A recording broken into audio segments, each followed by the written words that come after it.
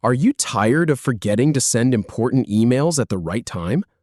Learn how to schedule emails in Gmail in under 2 minutes.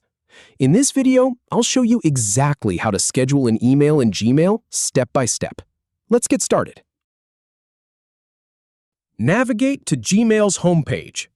Then, click the Compose button in the upper left corner to open a new email. Now, write your email. Enter the recipient, add a subject line, and type your message. Add a subject line to your email.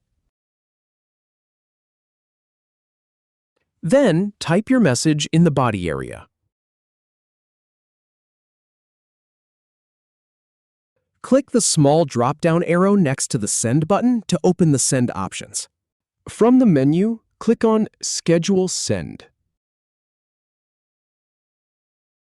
Choose a time from the preset options Gmail offers. Or, if you prefer, click Pick Date and Time to set your own custom schedule. Finally, click Schedule Send to confirm. Your email will be sent at the chosen time.